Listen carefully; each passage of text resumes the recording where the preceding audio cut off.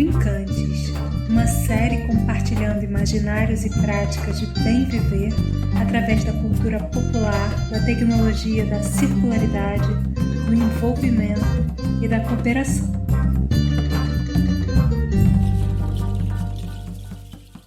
Com essa colonização toda, com esse afastamento todo do que é nosso, essa invasão colonial, cultural. Quando a gente pensa em viola, tem a viola caipira, a viola do samba de roda, a viola machete, a viola de cantoria, a viola pantaneira, a viola de coxo, a viola de fandango. Uma vez ainda menino lá para as bandas de queimada, eu vi passar uma folia louvando para os 3 reis magos. Tambor tocava um galope, viola no ponteado, no canto da ladainha vinha o povo enfileirado. E a folia entrou no terreiro da minha avó Guilhermina e o povo todo vem junto, velho, menino, menina. Tudo isso é muito bonito, é isso que me encanta na cultura popular. Esse potencial que tem a partir da celebração da vida, da gente voltar às origens. Por que as pessoas se reuniam para fazer música nos primórdios do mundo? Será que fazendo música juntos, fazemos também cantarias para criar um outro paradigma planetário? Nossa pesquisa sobre modos de vida que buscam o bem viver lança um olhar atento para os atravessamentos que os cortejos e as folias causam na gente. Diferente das rodas, os cortejos criam uma perspectiva de movimento. A música, as criações e as manifestações culturais saem dos terreiros, dos quintais, das rodas e ganham as ruas com suas cores e encantos, trazendo o extraordinário, a alegria e o encontro, dando nova vida e significado brincante ao espaço público. Em cortejos, cores e encantarias, Comunidades Brincantes conversou com Sérgio dos Santos, que é musicólogo e fala da Folia de Reis de Vargem Grande. Surian dos Santos vem nos falar de modos de viver e sobre o bloco Tupife. Bruno Reis é músico e pesquisador das violas brasileiras, pioneiro no movimento Rio de Violas, no Rio de Janeiro, e vem nos contar um caso de violeiro. O ponto de partida deste episódio é a história do cortejo Céu na Terra e é Daniel Fernandes que apresenta um pouco da incrível história de como o bloco começou. Eu sou Daniel Fernandes, sou músico, professor do Colégio Pedro II desde 2007. Sou formado pela Unirio em bacharelado em Música Popular Brasileira e licenciatura, e tenho mestrado na área de etnomusicologia, uma pesquisa sobre calango. E a minha formação de músico foi muito atravessada por essa vivência do Céu na Terra, da qual participei desde a fundação, continuo participando. Atravessou minha formação porque na academia, nos estudos mais formais, a gente tem contato com o Instituto Conservatorial.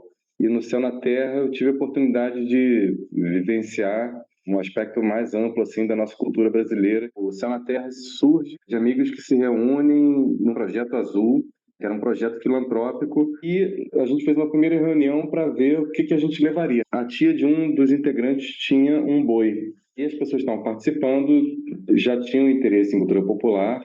Ali a gente estava no final dos anos 90, que foi uma época muito rica, assim, no sentido do interesse pelas culturas populares. Era uma época em que estava se falando muito de globalização. A gente participou desse movimento de construir mais a nossa identidade. Está se abrindo para o mundo, mas com os pés fincados na terra, na nossa terra brasileira.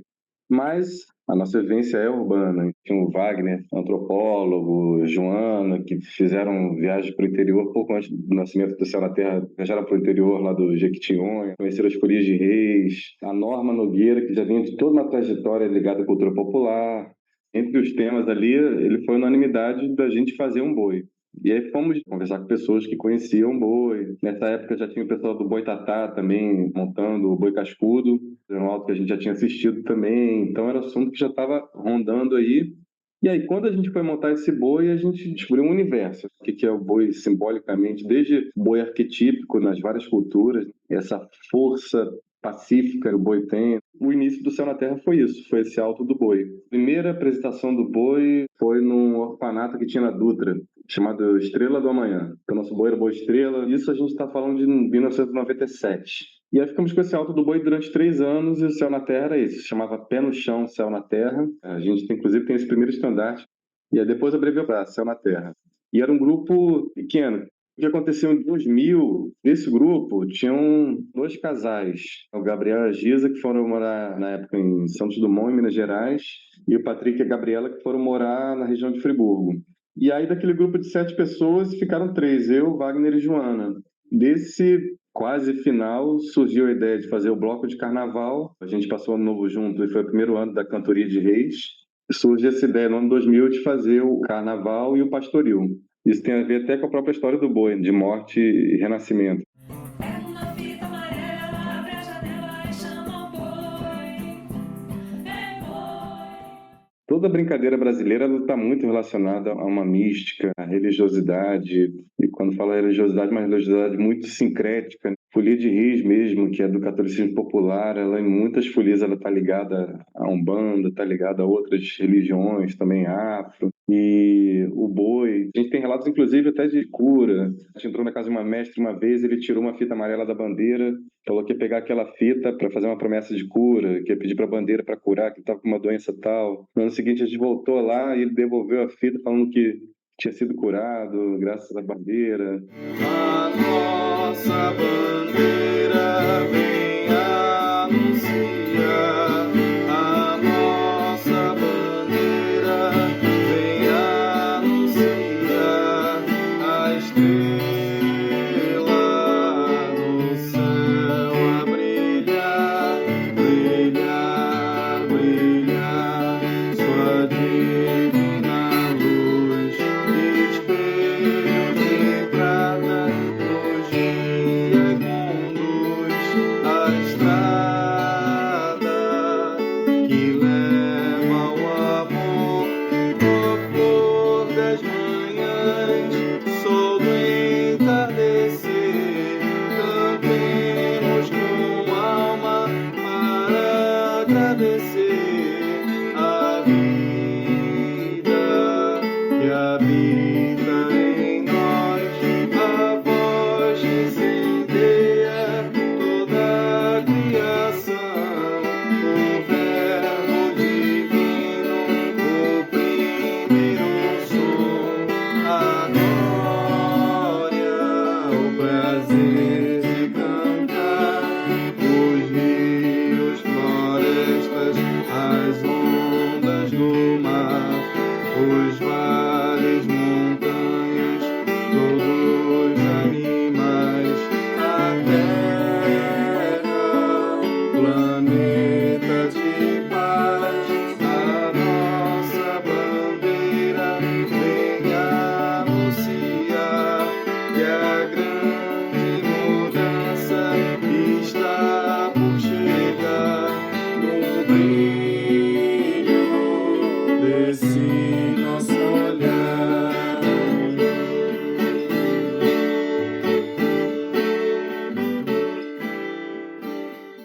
O pastoril, ele foi criado em 2001, que foi uma releitura também de outros pastoris e uma mistura de pastoril religioso com profano. Juntou cerca de 20 pessoas e as casas nossas viraram barracões de confeccionar vestido. E esse processo da dança, pesquisar as músicas e trazer os instrumentos.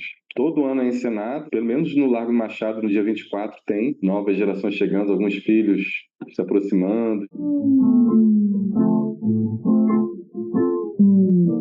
É Sérgio dos Santos, museólogo e brincante, que vem nos falar da Folia de Reis do Sertão Carioca. Ele nos traz a força da cultura viva para comunicar o encontro da tradição com novas linguagens culturais. Meu nome é Sérgio dos Santos, eu sou museólogo, conservador e restaurador. Eu trabalho no Museu do Pontal, que é um museu de arte e de cultura popular brasileira. Sou especialista em conservação e restauração de obras de arte. Essa proximidade aí com o museu me levou ao Recreio dos Bandeirantes, onde era o antigo Museu Casa do Pontal, e a comunidade ao lado, que é o Morrinho da Alegria. Eles tinham um grupo que se chamava Grupo de Folia Morrinho da Alegria.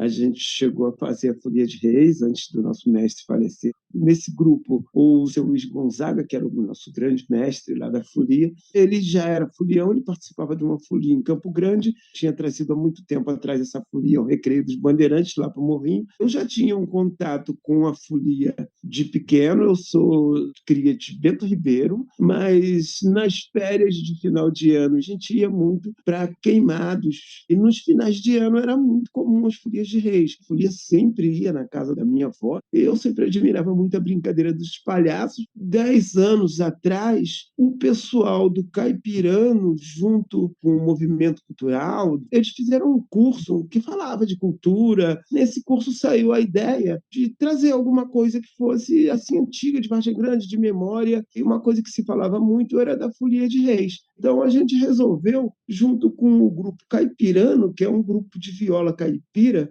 do Henrique Bona. O pai dele também já tinha uma experiência com folia. Nossa folia aqui é mais percursiva. Eles faziam aquela folia mais tocada, mais viola. Aí veio o convite para ser palhaço dessa folia. Vamos lá, vamos brincar. Eu também sou poeta, sou compositor, sou artista plástico. Eu joguei os versos do palhaço para que fosse uma coisa assim, contando a história da folia, contando o porquê da folia. E o Olive Bona compôs uma música dele e veio com várias outras músicas que ano passado a gente cumpriu o compromisso que disse tradicionalmente que quem sai na folia tem que sair 7 anos. Esse foi o 8º ano de Folia de Reis do Sertão Carioca. E esse nome vem escolhido exatamente por ser essa região que a gente vive aqui, das Vargens, que era o título lá de um livro do, se não me engano, Magalhães Corrêa, de 1939. Na verdade, o título do livro é Baixada de Jacarepaguá e o Sertão Carioca. Então a gente adotou esse nome, Folia de Reis do Sertão Carioca, é composta pelo grupo Caipirano, e eu faço parte do palhaço. A gente conseguiu misturar coisa exclusivamente religiosa com coisa mais didática, embora a maior parte dos foliões sejam devotos dos Reis Magos. Eu sou um também. Tem gente reunida querendo te dar coisas agradáveis, alegrar o seu espírito e te fazer um pouco mais leve.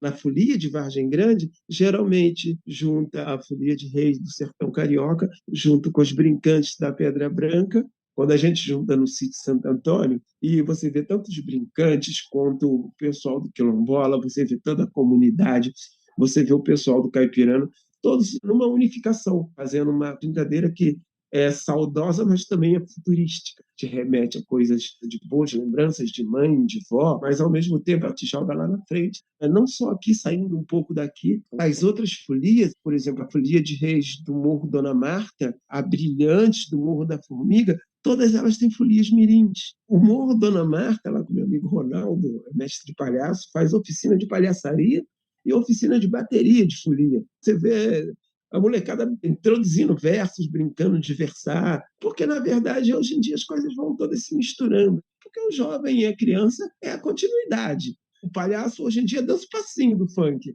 É como o artesanato, né, do fazer, do dominar, do manusear, é que vai surgir um fantástico ou outro. O verso chama Vida de Palhaço. Uma vez, ainda menino, lá para as bandas de Queimada, eu vi passar uma folia louvando para os 3 Reis Magos. Tambor tocava um galope, viola no ponteado, no canto da ladainha vinha o povo enfileirado.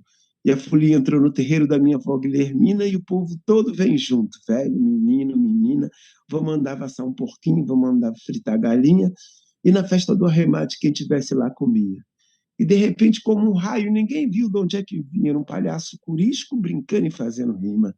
Rimou para a dona da casa, rimou para as moças bonitas, rimou para o céu e para a lua, rimou para as coisas da vida. E o tempo foi passando, folia foi indo embora atrás da estrela guia, mas o palhaço ficou e até hoje me alumia.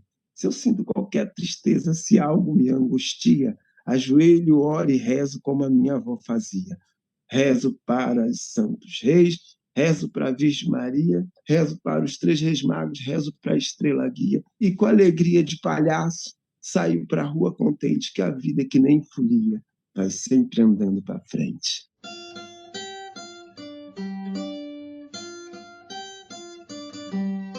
Salve, salve! Meu nome é Bruno Reis. Vou falar aqui do meu trabalho como músico e violeiro e produtor também ali, junto com a Comissão Rio de Violas, do encontro de violeiros do que a gente produz aqui no Rio. Toco viola, gosto de chamar de viola de 10 cordas, o nome mais comum é viola caipira. Eu gosto de chamar de viola de 10 cordas porque não se refere a uma cultura específica. Quando a gente fala viola caipira, remete aos sotaques, formas de tocar, toda uma linguagem específica ali da cultura caipira. Eu uso viola de 10 cordas porque no meu processo criativo eu tenho outras influências, no sentido de não estar restrito à cultura caipira.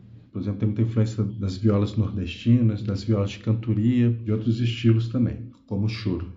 O Coletivo Rio de Violas ele surge em 2017. A gente queria movimentar a cena cultural da viola no Rio de Janeiro. Quando a gente pensa em viola, tem a viola caipira, a viola do samba de roda, a viola machete, a viola de cantoria, como eu já falei, a viola pantaneira, a viola de coxo, a viola de fandango, uma variedade bem grande de viola. Aqui no Rio de Janeiro a gente tenta fazer com que essas diversas culturas, na verdade, então a gente tem uma série de culturas ali em torno da viola, a gente tenta trazer todas essas culturas para o festival, para esse encontro de violeiros que acontece desde 2018, quando foi o primeiro. Em 2017 a gente se encontra e aí em 2018 a gente organiza de forma totalmente independente o primeiro encontro de violeiros do Rio de Janeiro. A gente realizou o primeiro show Rio de Violas, que vai se tornar um marco dentro do movimento. É um show que se repete com violeiros diferentes. A gente está sempre renovando, convidando violeiros novos, violeiros e violeiras. Em 2021, ainda em pandemia, a gente conseguiu o patrocínio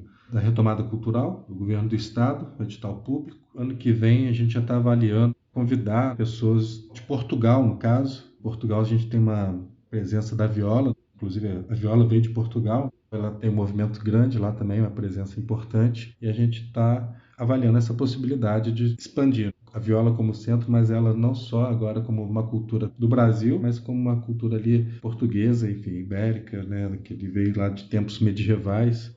Eu acho que isso é muito importante ressaltar, que a gente é uma comissão que é formada por mim, pela Gabriela Góes, pela Carol Schettini, pelo Du Machado, Andréa Carneiro e Henrique Bona. Essa comissão ela faz encontros para organizar, fazer curadoria, ver possibilidades de viabilizar o encontro de violeiros. Vai fazer 6 anos já de Rio de Violas, um pouco dessa história desse movimento. Eu vou então contar uma história de São Gonçalo. São Gonçalo é o padroeiro dos violeiros.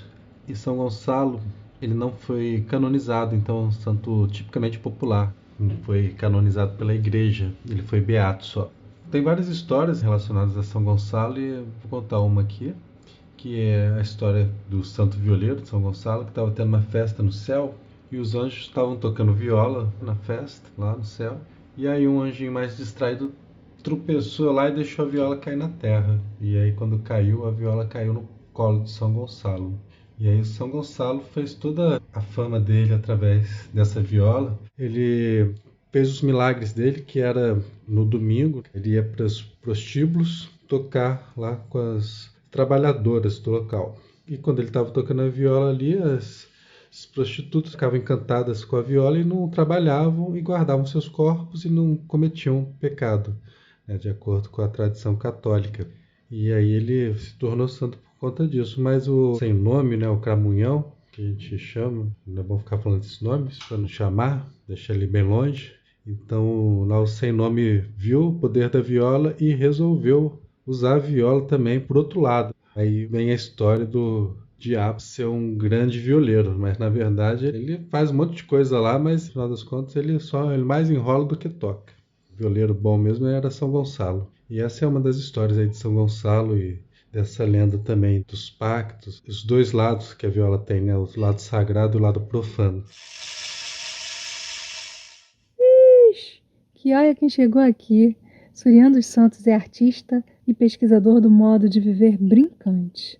Abram os ouvidos que o bife vai soar. Olá, eu sou Surian dos Santos, sou artista, brincante, educador, entre muitas coisas, mas acima de tudo, eu pesquiso e fomento novas culturas regenerativas, aonde a gente retoma um lugar de parceria com a natureza e aprende com ela a co-criar sistemas sociais em que a confiança e a cooperação aumentam ao longo do tempo.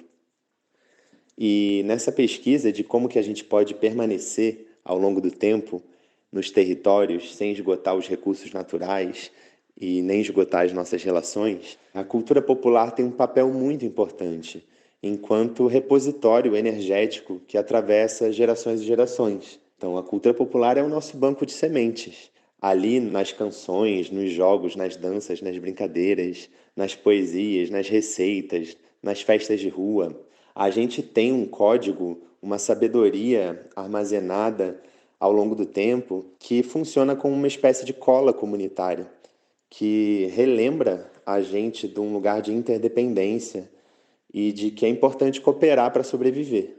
Então, a cultura popular traz muito isso, onde tudo está em relação. A gente não brinca sozinho, a nossa brincadeira parte da brincadeira do outro. E acho que nesse sentido, o cortejo é um fenômeno que tem uma potência muito linda de ocupação do espaço público e de trazer como um espanto esse lugar da cooperação inata que um cortejo traz, onde uma pessoa que está passando na rua, ela não passa indiferente àquilo tudo. Então ela é lembrada de muita coisa importante sobre interdependência, sobre cooperação, sobre ocupação do espaço público. O cortejo traz uma imagem de que aquilo tudo é nosso, de que o povo tem a força, esse potencial que tem a partir da celebração da vida, da gente voltar às origens, beber dessa fonte antiga de água pura que nossos ancestrais beberam e não só resguardar esse tesouro guardado através de gerações e gerações, ao ouvir nossas anciãs e anciãos e guardar esses tesouros da cultura popular, mas também retomar o nosso lugar enquanto criadoras e criadores de cultura, em que a gente pode criar novos ritos, novas tradições, novas festas, novos jogos, novas brincadeiras, novas datas festivas para criar novas escolas comunitárias para novos tempos.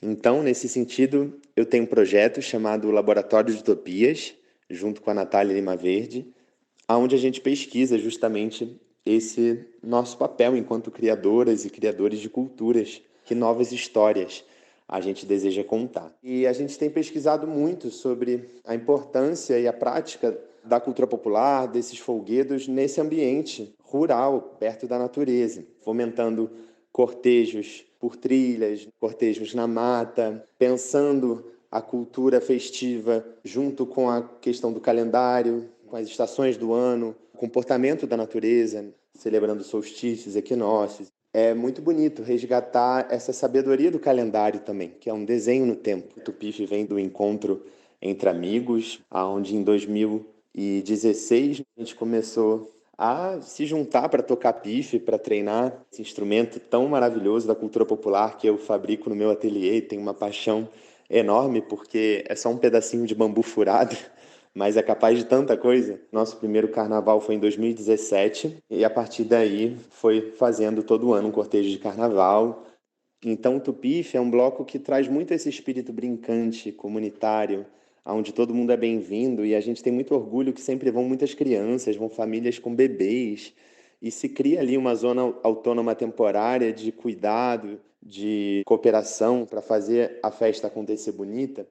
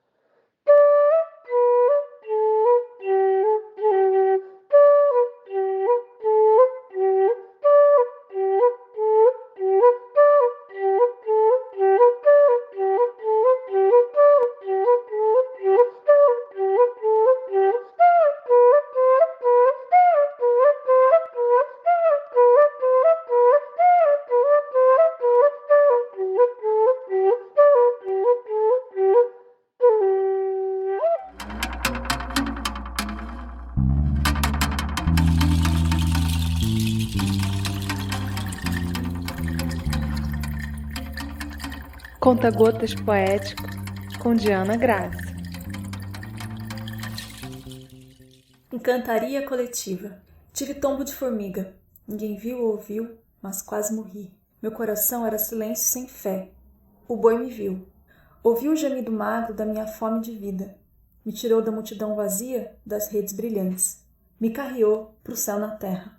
Aqui, a rua é encantaria coletiva. Aqui o ar é florido igual chita. É tambor, pandeiro, viola, pife, rabeca, sanfona e vai mais. Aqui, a resistência tem força de chão de terra batida. Aqui o canto é rezo de alegria. Aqui a folia de reis e rainhas populares. Aqui reconheci todas as cores da minha pele. Me vi nos brasis das florestas, dos terreiros, dos cortejos, romarias. Me vi caiçara, caipira, caipora, capoeira, caboclo. Renasci. Comunidades Brincantes é uma série de podcast que faz parte do projeto Tecendo a Cultura do Instituto Casa Comum, realizado com recursos do Fundo Nacional da Cultura, FNC, por meio do Termo de Fomento 931623-2022, junto ao Ministério da Cultura. Governo Federal, Brasil, União e Reconstrução. Créditos da equipe: Diana Graça, pesquisa, criação e roteiro; Flávia Muniz, locução e gravação do podcast; Rodrigo Sebastião, sonoplastia e edição. Agradecimento especial à deputada Luísa Erundina. Estes episódios estão disponíveis no canal do Instituto Casa Comum no Spotify e demais plataformas de podcast. Também no site do Instituto Casa Comum, www.institutocasacomum.org. Nos acompanhe nas redes sociais. Todos os programas estão liberados para uso educacional e transmissão gratuita por emissoras de rádio comunitárias, educativas e locais, bastando cadastrar-se no site do Instituto Casa Comum. Agradecemos a atenção de vocês. Até o nosso próximo episódio, com o tema Palhaçaria, Cultura Popular e Arte Brincante.